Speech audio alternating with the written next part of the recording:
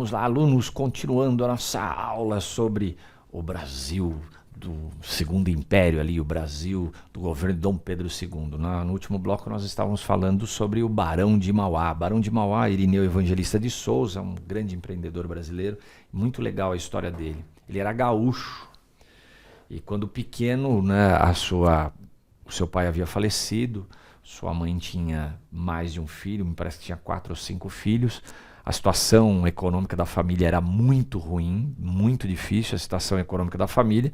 O tio dele era um mercador de escravos, era um comerciante. Mercador de escravos não, desculpa, ele era um comerciante. Me parece que ele comercializava charque, carne seca.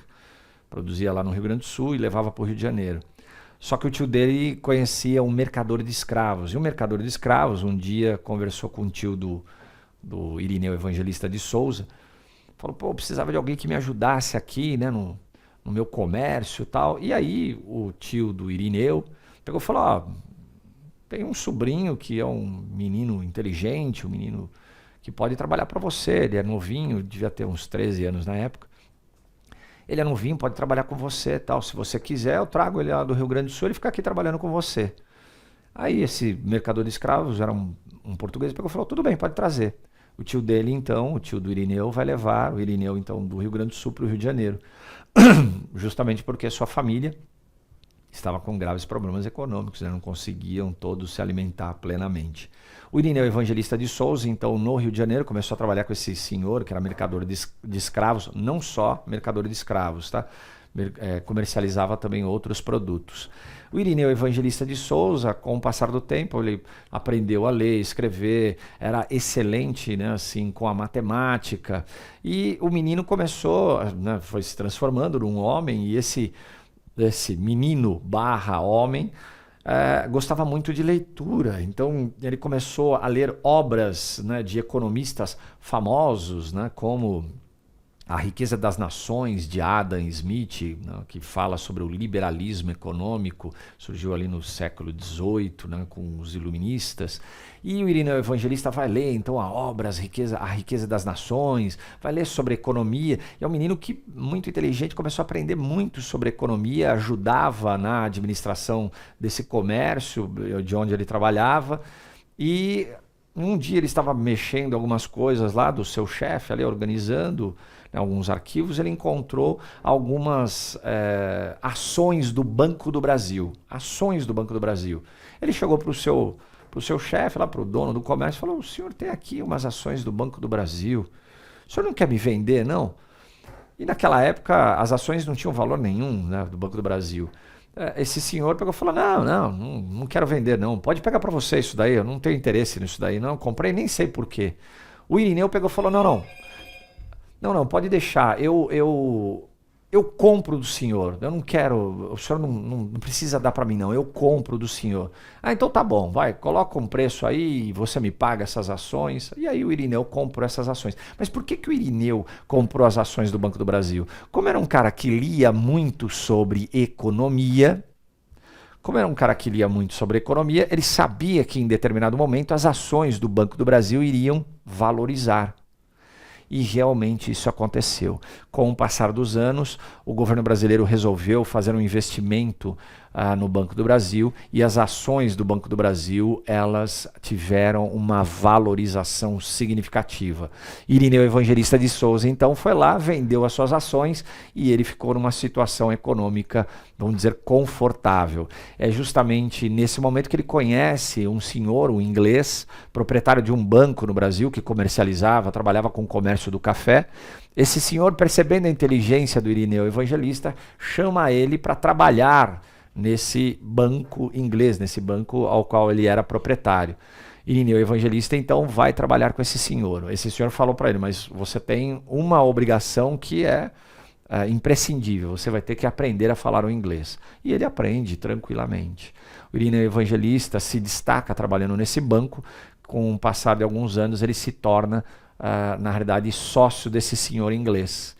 Então, quer dizer, a inteligência dele foi fazendo com que ele crescesse cada vez mais, ele se torna sócio desse senhor inglês, eles vão abrir um banco na Inglaterra mais para frente, eles acabam, vamos dizer assim, se separando, né, separando dessa sociedade. O Irineu Evangelista ele continua, ele vai fundar um banco também no Uruguai, porque ele se envolve com uma guerra, ela financia uma guerra, financia um lado que o governo brasileiro queria que ganhasse e tal, mas ele monta um banco no Uruguai também, ele monta um banco na Inglaterra, tinha banco do Irineu aqui no Brasil também, por isso que ele recebe o título de Barão de Mauá, um cara que veio do nada e se tornou tudo.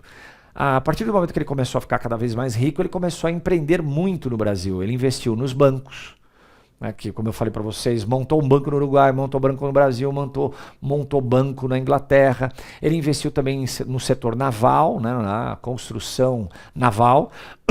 Desculpe. Ele também investiu na metalurgia. Ele conseguiu pegar vários contratos com o governo brasileiro de construção. Depois ele conseguiu a concessão para a construção das ferrovias no Brasil. Ele tinha concessão para construir todas as ferrovias no Brasil. O que é isso? Autorização para construir todas as ferrovias no Brasil. E ele construiu, foi ele que construiu a primeira ferrovia, foi ele que construiu também, ele também iluminou a primeira rua no Brasil, que era no Rio de Janeiro. Essa ferrovia que ele construiu, essa primeira ferrovia, até acabou gerando uma celeuma, né, um problema muito grande. Mas que problema foi esse? No dia da inauguração da ferrovia, eu imagino a inauguração de uma ferrovia, não tinha nenhuma no Brasil. No dia da inauguração da ferrovia, ele, para fazer uma média com Dom Pedro II, chamou Dom Pedro II para inaugurar essa ferrovia. E lá foi o Dom Pedro II, o imperador do Brasil. Chegou lá, haviam separado para o Dom Pedro II, vamos dizer assim, a incumbência, né, ali de instalar o último dormente. O dormente é o trilho onde corre o trem.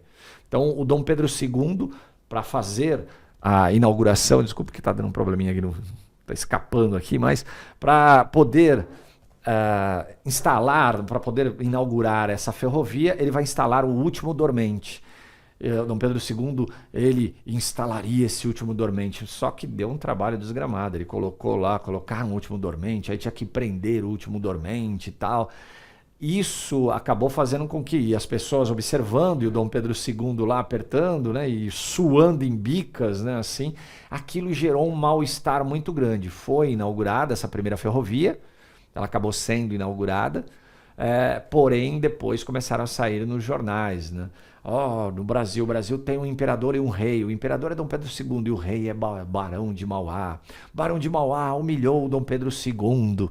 Começou os jornais falando muito mal ali, né, do Barão de Mauá, falando que ele humilhou o Dom Pedro II. Obviamente os cafeicultores acabaram também se apropriando, se aproveitando do momento, falando: olha, esse Barão de Mauá, o Brasil não tem que se industrializar, o Brasil tem que continuar investindo na sua produção agrícola, né? Aquela coisa que eu falei para vocês, né? De privilegiar sempre a área agrícola e não a industrial. E o Barão de Mauá, ele queria a industrialização do Brasil. Importante nós dizermos também que o Barão de Mauá, ele era maçom. Então ele acabou, maçonaria é um grupo, entre aspas, secreto, né? Que eles acabam se ajudando e se ajudavam muito. A maçonaria foi muito importante no Brasil, esteve presente na proclamação da independência da República, né? Mas depois vocês estudem um pouquinho sobre a maçonaria, que é interessante vocês saberem pelo menos um pouquinho da maçonaria. E o Barão de Mauá era maçom, então ele conseguiu ali ter, vamos dizer ali, algumas vantagens com o grupo ao qual ele participava. Mas os cafeicultores não queriam a industrialização do Brasil, então trataram de falar mal de Barão de Mauá, que era um cara que queria o desenvolvimento industrial. Tá ali, eu até coloquei para vocês. Ele lutou para que o Brasil tivesse um investimento maior no setor industrial. Porém, o Dom Pedro II foi aos poucos podando, né, talhando, né, vamos dizer assim, prejudicando o Barão de Mauá. O Barão de Mauá, o Dom Pedro II não gostava muito de Barão de Mauá. Então, quando os cafeicultores começavam a falar na orelha dele, né, do Dom Pedro II acabou escutando, e aí ele foi tirando os contratos que Barão de Mauá tinha com o governo brasileiro, né, E isso, o Barão de Mauá começou a ter um declínio. Esse cara, o Barão de Mauá, ele foi multimilionário, assim, foi um cara muito rico. E de repente ele começou, né, o Dom Pedro II não passava mais contratos do governo para o Barão de Mauá, começou a impedir que ele tivesse lucros. Ele tinha uma espécie de um estaleiro que pegou fogo, foi um incêndio criminoso, não sabem quem colocou fogo, né? Então o Barão de Mauá depois, principalmente por causa da oposição que ele sofreu dos barões de café, e porque também o Dom Pedro II não gostava muito dele, o Barão de Mauá começou a ter um declínio e em 1878 ele acabou decretando a sua falência. Barão de Mauá, mas depois ele tem um título também, um outro título, Visconde de Mauá, que é um título maior ainda. Então Barão de Mauá foi um dos grandes empreendedores do Brasil. Foi o cara que teve a concessão e construiu a primeira ferrovia do Brasil, foi o cara que iluminou a primeira rua no Brasil, foi um cara que investiu forte no desenvolvimento industrial do Brasil, mas o governo da época, do governo Dom Pedro II, não teve a inteligência para perceber a importância de Barão de Mauá, de um empreendedor como Barão de Mauá, para o desenvolvimento brasileiro. Então, quer dizer, o Brasil teve um determinado desenvolvimento industrial durante o governo Dom Pedro II, mas esse desenvolvimento industrial ele foi muito curto, né? Acabou sendo, vamos dizer assim, impedido, né, esse desenvolvimento por Dom Pedro II. Esse aí é o Barão de Mauá, que acabou decretando falência, mas ele cumpriu, ele honrou todas as suas dívidas, ele pagou todas as suas dívidas. Quando ele estava bem mal já, bem assim, não chegou a ficar totalmente pobre, quando ele perdeu praticamente toda a sua fortuna, ele volta para o Rio Grande do Sul e aí ele vai viver no Rio Grande do Sul até a sua morte. O Barão de Mauá era casado com a sua sobrinha também. Tem um filme dele, se vocês puderem, assistam, Barão de Mauá. Falando agora em relação à imigração, como eu comentei com vocês, a imigração ela foi muito importante no Brasil, porque à medida que foi passando o tempo, e aquelas leis que nós já citamos, nós tivemos várias leis que foram ali votadas, nós tivemos lá a proibição do tráfico negreiro, que teve no Brasil. Depois você teve a lei do ventre livre, a lei do sexagenário, que eram leis também, que eram leis bem toscas até. A gente vai comentar a respeito delas, está aí até uma delas. Eram leis bem toscas. Com essas leis que foram sendo aprovadas, os cafeicultores tinham a necessidade cada vez maior de mão de obra e eles tinham que arrumar uma outra mão de obra que substituísse o negro na produção cafeeira. É aí que os cafeicultores, então, começam a trazer para o Brasil imigrantes. Como eu já havia falado para vocês, principalmente italianos, mas vinham imigrantes de Portugal, da Espanha, dos Açores vieram, né? Chegaram a vir até da Suécia. Da Suécia não, da Suíça, chegaram a vir para o Brasil também. Mas a imigração ela vai ser, vamos dizer assim, impulsionada em determinado momento.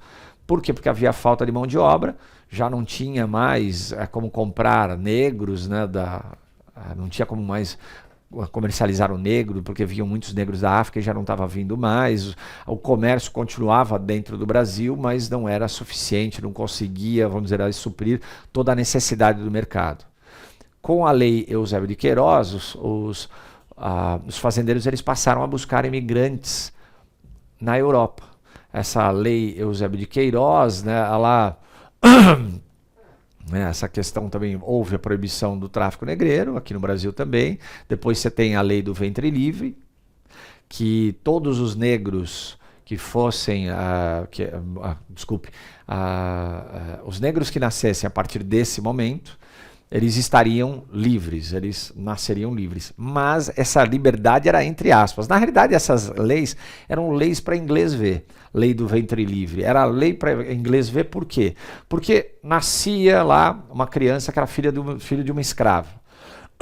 Quando ele nascia, ele ficava, vamos dizer, vivendo com a mãe até 7, 8 anos de idade. Com 7, 8 anos de idade, o proprietário da fazenda podia pegar essa criança e entregar essa criança para o governo. O governo indenizava, né, o proprietário da fazenda. Se ele não quisesse isso, se o proprietário da fazenda não quisesse isso, aquela criança de 8 anos de idade ia ter que trabalhar dentro da fazenda até os 21 anos de idade para pagar o que até aquele momento ela acabou, vamos dizer assim, usufruindo, né, do fazendeiro. O fazendeiro teve que cuidar dessa criança até 7, 8 anos de idade, teve que alimentá-la. Então o fazendeiro ele poderia devolver para o governo ou ele poderia manter a criança na sua fazenda até os 20 anos de idade, e aí ela deveria trabalhar para pagar aquilo que consumiu até aquele momento. Então essas leis, né, eram só para inglês ver, porque a escravidão continuava. Lei do sexagenário. É outra lei para inglês ver também, que todos os negros a partir dos 65 anos de idade estariam libertos. Mentira isso. Por quê? Porque isso daí é uma lei boba, besta, enganosa, porque poucos negros chegavam a ter 65 anos de idade, a expectativa de vida deles era muito baixa. Mas no outro bloco a gente fala um pouquinho mais sobre essa questão da imigração, até o outro bloco.